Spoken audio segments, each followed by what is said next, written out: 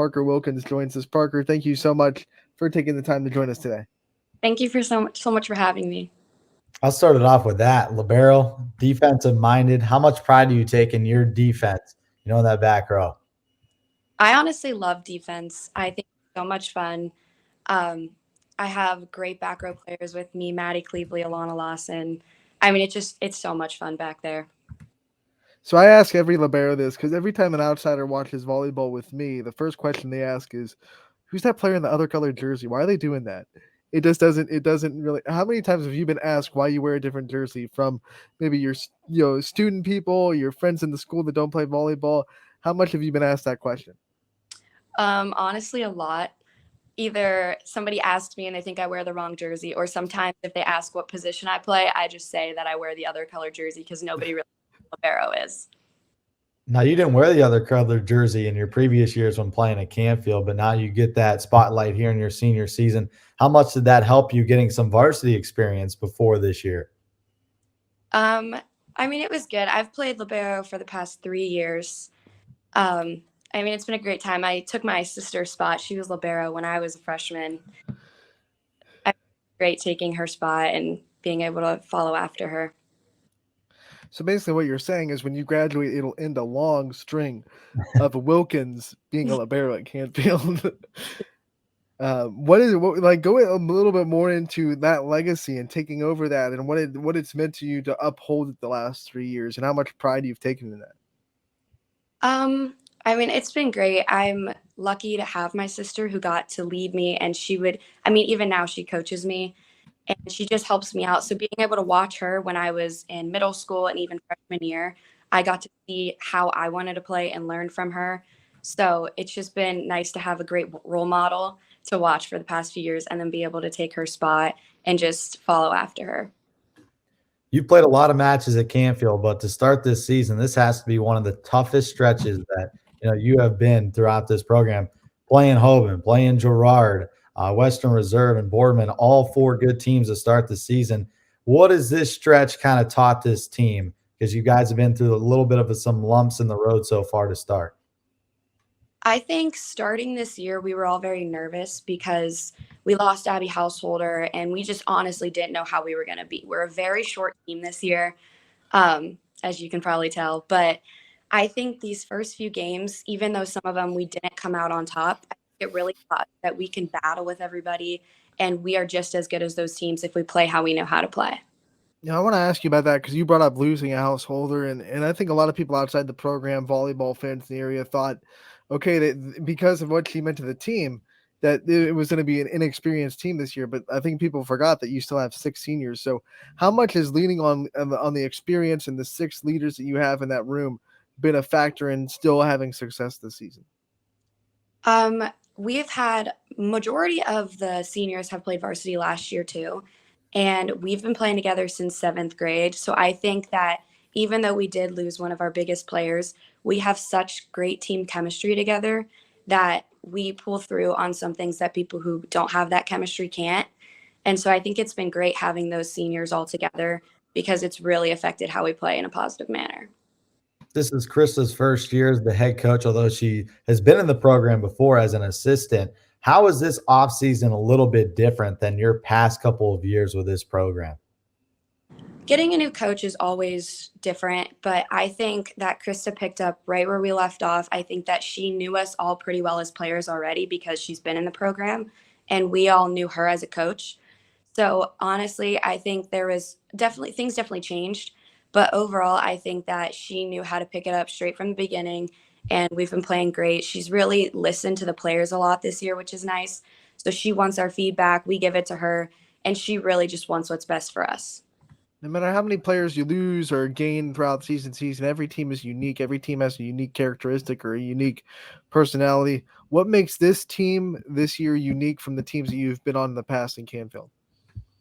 Like I said before, we've been playing together for so long. Like 7th grade, we've all been on the same school team. So I honestly think that our team chemistry is really what pulls us apart from each other. We are comfortable around each other. We can communicate with each other. We talk to each other.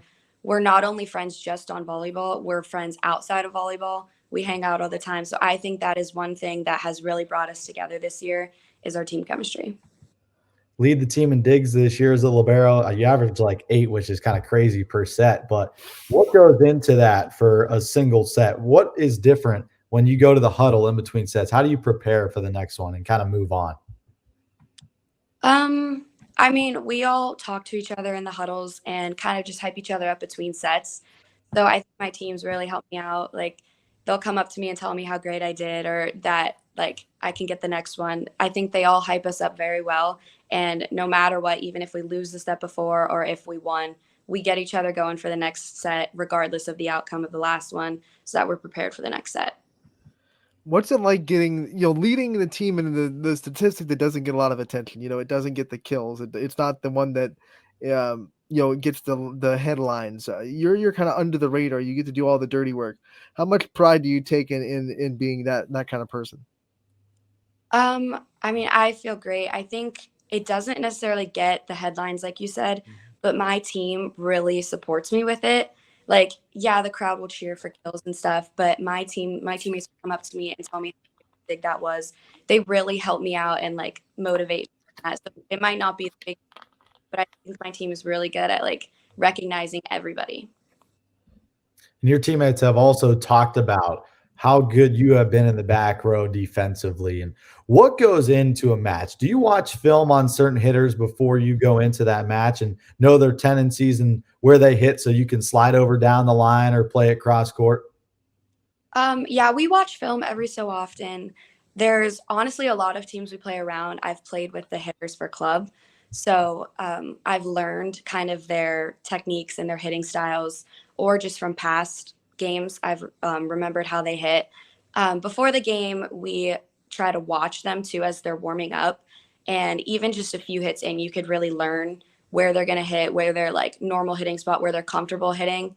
So just before the game, I think learning that is pretty easy. And yeah, we watch film every so often though, which really helps us. When you think about your game plans and the things that you put into it, take us through the feeling of getting that big dig and how much work, how much work goes into it, how much preparation goes into it, and then you finally get it. What's that feel like to take away a kill from someone? It's a great feeling. It's a lot of fun because usually I'll have to dive on the floor. In the moment, it feels great, but most of the time, then the game still goes on. So you can't get too excited right after it. But right after the dig, I feel great. I have to we focus on finishing the point. And then after that, the team always jumps up and gives me a nice hug or high fives me, and it feels amazing. What I've always been impressed with is how fast you liberos and you are able to get up and get back into the play after you dive on the floor. I mean, it's like one of those, I got to get back up. I can't, lay there on the floor after a dig. Going all out, was that something you've always been able to do? Or is that something that you had to kind of build confidence in yourself to be able to say, I can dive for this, I can jump for this? I feel like it's always been something I've been able to do. I used to play softball and I would always be in the outfield and I love to dive for fly balls and stuff like that. So I was very comfortable hitting the floor. And just in volleyball, I've been playing since I was 10. So I learned from when I was very young on how to dive, that you have to dive to get some of these balls up. So it's never a question in my mind on if I'm going to dive. It's kind of natural at this point. Now that you're a senior, you're not afraid of any hitter on the outside. But when you were a sophomore going back and you were making your first couple varsity starts, were you ever afraid of some hitters like that they hit too hard? I mean, every so often, I feel like I'd get a little scared, but I love it. I love when you get a great dig off of an amazing hitter. So it's one of those, it's more exciting, I'd say, than nerve wracking. But when I was a sophomore, I definitely got nervous, but my teammates would always support me and get me excited and cheer me up. So I think I get more excited than anything. I feel like being a libero is kind of like a sisterhood among the volleyball community. We have a lot of good ones in the YSN family. We've had a lot of good ones that have graduated. Who is your favorite like libero that you've played against that you would love to have on your team if you were given the opportunity? Um, I honestly don't know. I know there's a passer. She's played libero before, Adele Peters from West Branch, and we've played together for a few years. But I love playing next to her. She's a great player, has the best attitude. So I would say her, and then Julia Blasco. She plays for Crestview now. She also is a great player. We also played club one tournament for nationals together, and she was just so much fun to be around, such an aggressive player, and just a great person overall. Throughout your 4 years, what is the club team that you've played for, and what was that experience like, kinda getting away from the high school volleyball aspect of things? I've played for Infinity since I was 10, so I'm pretty comfortable there. I've played up in age group for most of the years there, but for the past 2 years, I think I've played down in my age group, and we've been a national team. So it's been such great competition. It's such a great environment. It's so nice because, like I said, I get to play with these girls around the area, and it's just not just Canfield. So it's been a lot of fun. We went to nationals this year in Florida, and it was just a great experience. So it's a lot of fun. I love Infinity. I gotta imagine, being a national team, you see so many good hitters in that experience. How much has that helped you in your high school realm? I imagine there's no one that brings something extra to the table that you haven't seen before.